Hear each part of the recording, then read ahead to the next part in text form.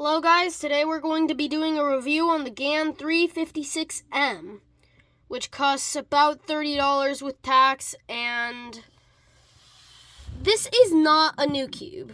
Otherwise I would have shown it from the very package that it came in. This is one of my old mains. I got it on my birthday and I talked about it a little bit in my birthday gifts video, but for a cheaper GAN cube, it turns pretty okay if you're like not pro but like not absolutely beginner. Yeah, today I would like to talk about the settings and the assembly. And when I mean assembly, I mean how to like disassemble and reassemble the cube.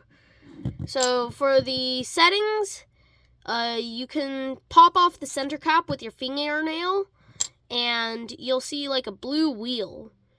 I keep it at 0.8. If 0.8 is too loose for you, Lucas, then 0.6 might be better, but I would not recommend putting it at 1 if you are a fast or aggressive turner.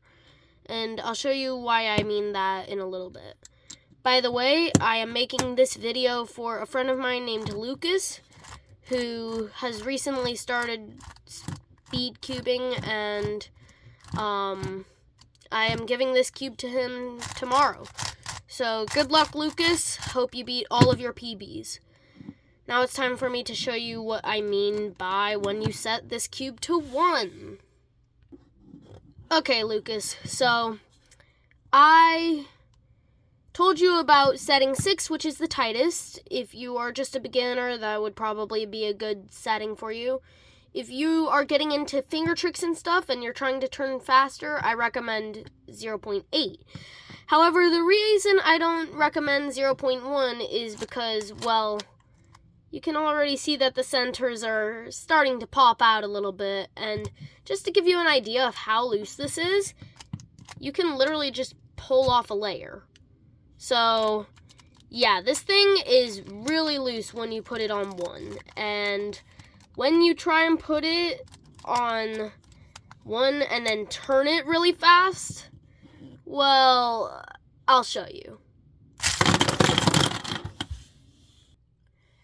Okay, so as you can see, if you're a fast speed cuber or an aggressive turner and you don't just use wrist turns like this, then if you put this cube on setting 1, it's gonna fall apart, like no matter what. So fast, aggressive turning is going to break this cube on setting 1. So I've organized my pieces real quick. If you do try and put it on setting 1, definitely do it in an open space where you can recover all the pieces. Don't do it by like your couch or anything. So I've organized my pieces into white edges, what I call equator edges, and then yellow edges, white corners, yellow corners. And you can basically just reassemble this like a 3x3. So let's get into it. So when I meant you can put this together like a 3x3, I meant you can put it together as if you were solving the 3x3. So like the cross, and then the first layer, and then the second layer. So I already fixed the equator centers, the centers that aren't white or yellow, but I'll use white as an example. Basically, what I'd start off by doing is I would pop the center cap off, and then this little wheel can spin free. So I would pop it back at 0.8 or 0.6. So there is 0.8 right there, and then I'd pull it back so that it's stuck there, right? And then I'd pop the center cap back on, and then you don't need to worry about that. I would leave this yellow center cap back at 1, and I'll show you why by the end. So let's start taking white cross pieces and just kind of inserting them. So you take it and you kind of just push it in between the two centers. It's really not that hard to assemble a Rubik's Cube, but just in case that does happen, I'll show you. So basically what I'm doing is I'm just doing the cross again. So I'm taking cross pieces and I am inserting them. Now the last cross piece, you may need to insert right here instead of just directly in, because you might push out other cross pieces if you insert it directly. So I would insert it up here and then bring it down as if you were fixing the cross, solving the cube. Then what I would do is I would take white cross pieces and I would insert them just like that. You kind of need to insert them at kind of like an angle so that you can like bring it down at a curve. That's just because of the way that the corners are built. It's a little weird, but it makes sense. So yeah, there's our first layer. Let's take equator edges and insert them. We are going to take the blue and orange, insert it between the blue and orange, the red and green, insert it between the red and green, and the red and blue. So yeah, we're just building layers. Now time for the third layer. Obviously you don't need to like orient the edges or anything. You can just put it in there like that. So yeah, I'm gonna take corners, I'm gonna take edges, I'm just going to put them in there as if it were solved. I would not just put them in a random order because then it might not be able to solve. So this is why I kept the yellow center at 1. That's because it's really loose and easy to insert pieces in the last layer with.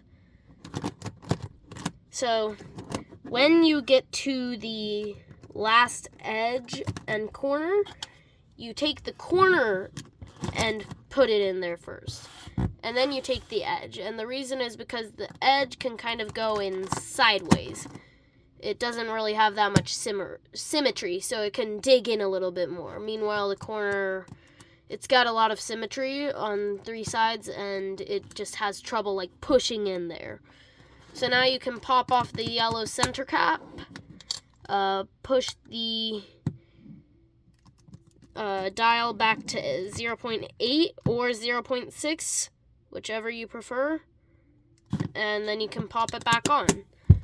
So, the way I remember it, out of the box, it was really good, but when I got like a better cube, it felt kind of not really that good. It felt good because it's a GAN cube, but it felt like a cheap GAN cube, so not the best of the best, right? But I put lube in this for you. You're welcome, Lucas. And after that, it felt really good. So yeah, if you want the taste of a GAN cube, go ahead and get this. I would definitely probably recommend something maybe a little bit more expensive if you don't want something this cheap, but there's other great speed cubes, guys. I literally mained the Rubick Speed. It's literally a Rubick's brand, but it's the speedy version. So yeah, you can get things for like $7, $20, and they can still be good. So yeah, that's my review on the GAN 356M. I hope this was helpful for you, Lucas. I hope you know a lot more about how different cubes have settings and how they can be disassembled and reassembled.